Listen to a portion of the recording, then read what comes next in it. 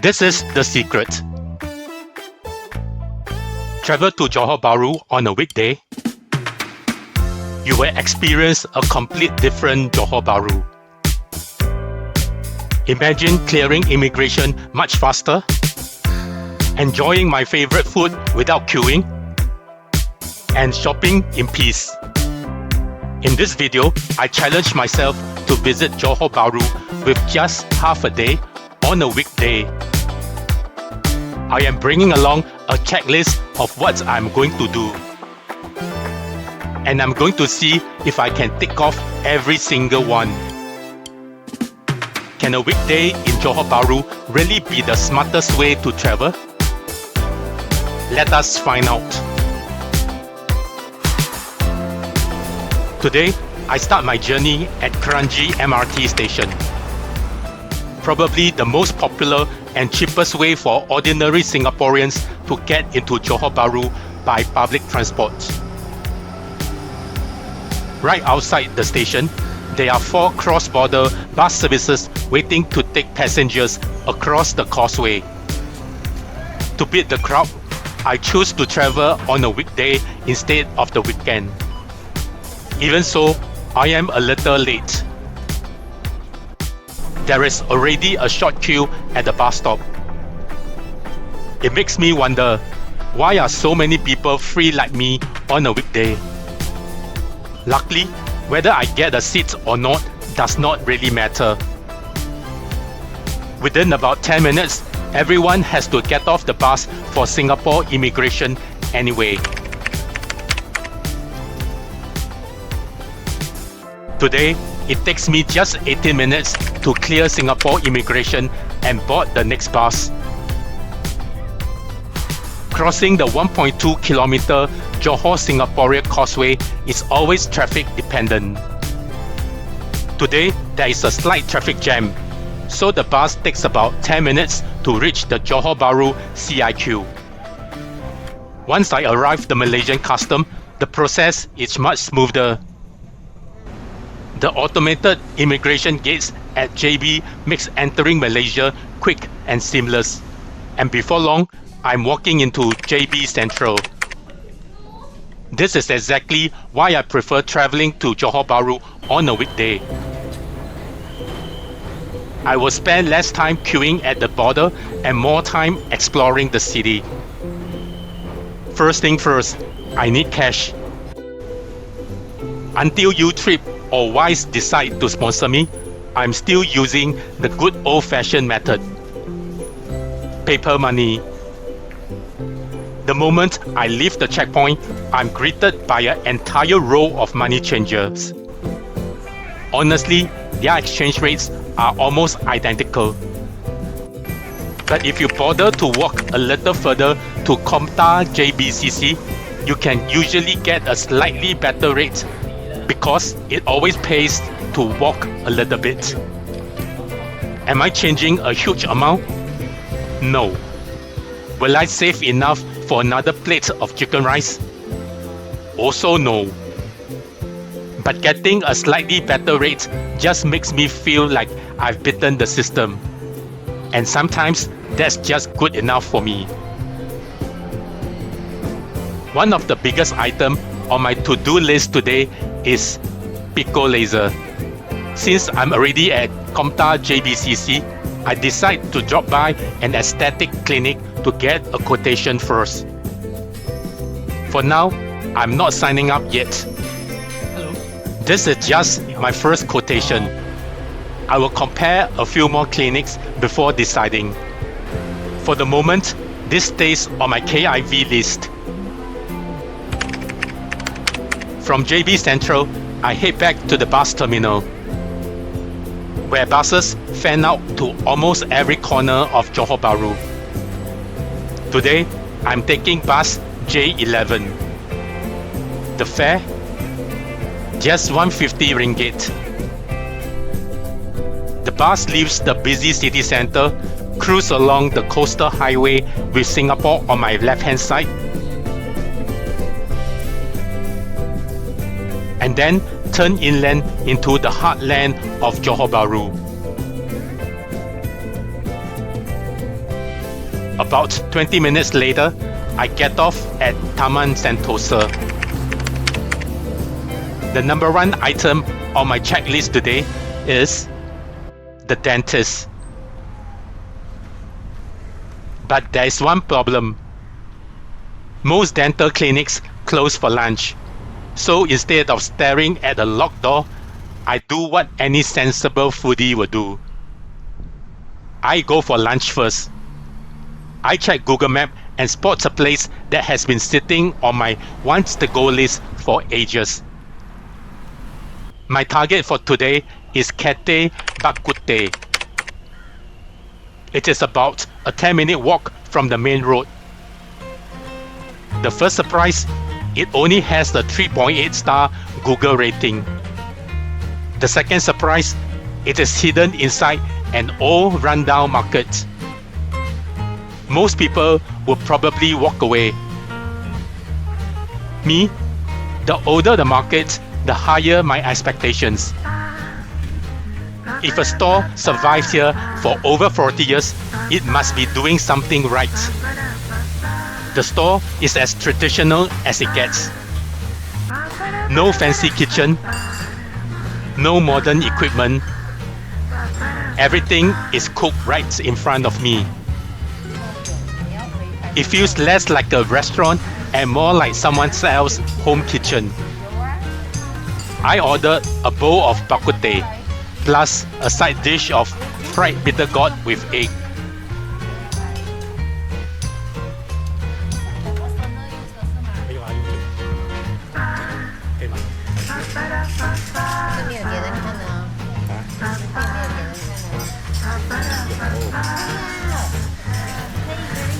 I tried the bitter gourd first. Wow, it has that beautiful wok hei. Smoky, fragrant, and tastes just like home-cooked meal. Next, the bak kut teh. The herbal soup is rich and savory. And if you are someone who loves a strong herbal broth, you will probably enjoy this. The pork is slightly tougher than I expected. But at this price point, I'm willing to let it slide. Better still, the soup comes with free refills, which is always a bonus. Including my drinks and side dish, lunch comes to 24 Malaysian ringgit. A simple, satisfying meal. And now, it's time to see if the dentist is finally back from lunch. It is time to walk into Taman Sentosa, where my dental clinic is located. I'm not choosing a dental clinic blindly. A friend recommended this one in this district. But since Johor Bahru is famous for dental tourism, I figure, why not do a little market research around here? I randomly pop into a couple of nearby clinics to ask for quotations. No appointments, no commitment. Just me collecting prices. After comparing a few options, I still end up at the clinic my friend recommended. The only catch, the walk-in waiting time is almost 1.5 hours. Looks like I'm not the only one who crossed the border for cheap dental treatment. Johor Bahru has become a popular destination for Singaporeans seeking dental care. Because many treatments can cost significantly less than in Singapore. When everything is done, the bill comes to 382 Malaysian ringgit. Is that expensive? Honestly, I have no idea at all. For years, my company covered my dental bills, so I never really pay attention to the actual cost. This year, however, no more corporate dental benefits. Now, every filling, every cleaning, and every treatment comes straight out of my own wallet. With my teeth sorted out, it's time to tick off the next item on my checklist. Pico Laser. I actually discovered this Pico Laser clinic while doing research with ChatGPT. So I decided to check out a clinic at Southkey, just a 15-minute walk from Taman Sentosa. After a quick consultation, I get some unexpected news.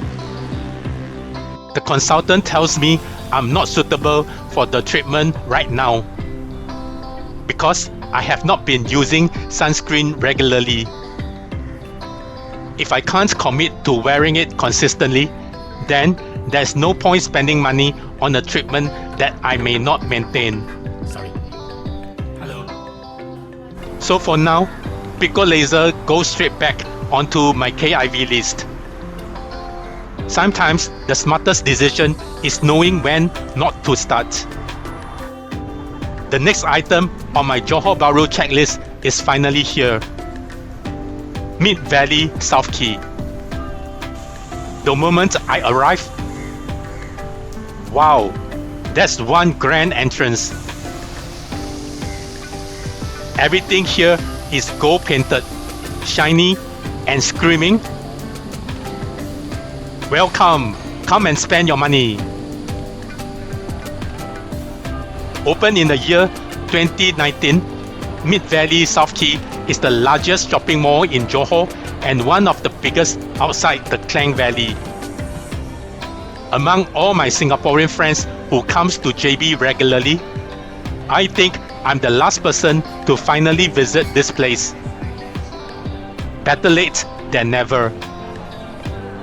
Inside, the elevated walkway and connecting bridges reminded me a little of the crisscross design at Dusit Central Park in Bangkok.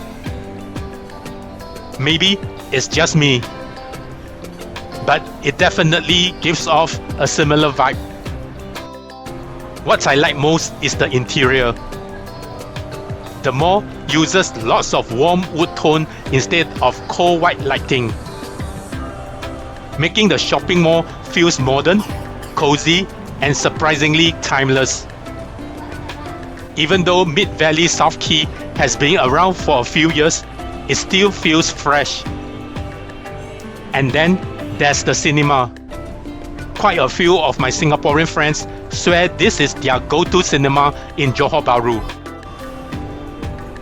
This mall is home to an 18-screen GSC cinema, including premium halls, making it one of the biggest cinema destinations in Johor Bahru. Next on my Johor Bahru checklist, time to replenish my worn-out travel gear. Over the years, Decathlon has become my go-to store because the stores are practical, durable, and budget-friendly. One thing I love about visiting on a weekday, shopping is actually relaxing. No crowds, no queues, and no rushing around. I come in planning to buy just 1 or 2 pairs of pants, and somehow I leave the place with trekking shoes, slippers, and a trolley full of gear. I'm not sure if Decathlon in Johor Bahru is much cheaper than Singapore. At that point, it doesn't matter anymore. A few blocks from Mid Valley Southkey, I am back in Taman Sentosa for a meal I have been enjoying since the 1990s. My destination is Koong Restaurant, a Johor Bahru institution that started as a family-run fishball noodle store in the year 1975. This is another reason I prefer visiting on a weekday. No queue, no waiting. I walk straight in, find a seat, and order my usual fishball noodle soup.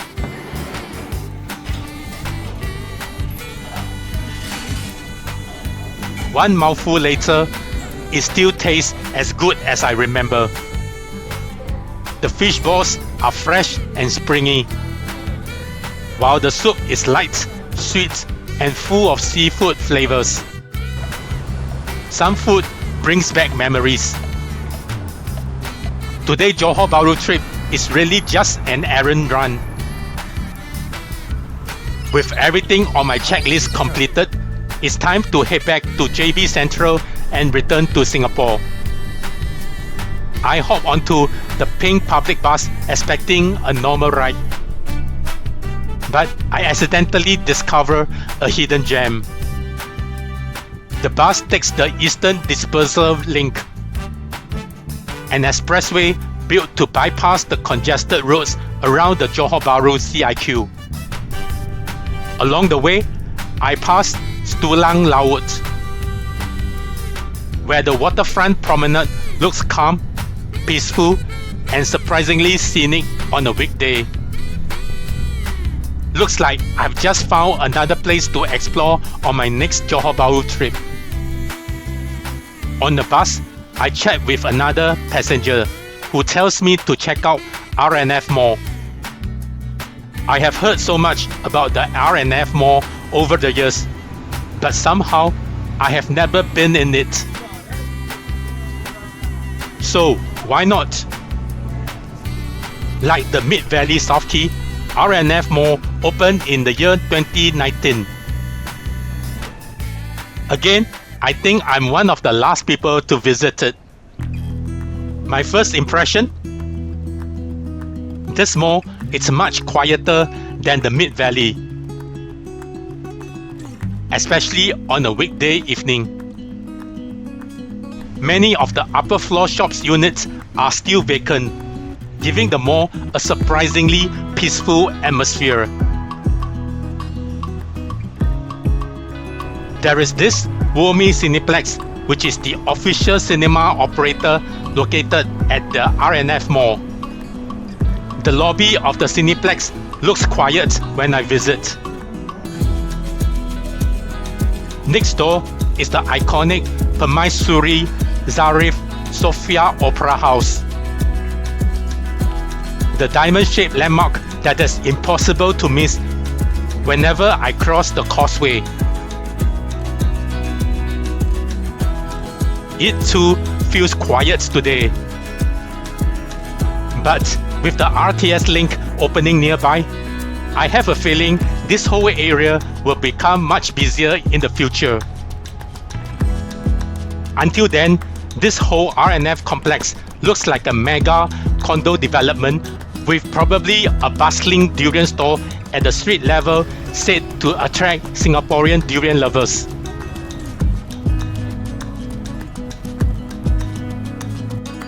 There are also many Chinese-themed restaurants in there. Before leaving the R&F Mall, I reward myself with an ice cream at Bingxue.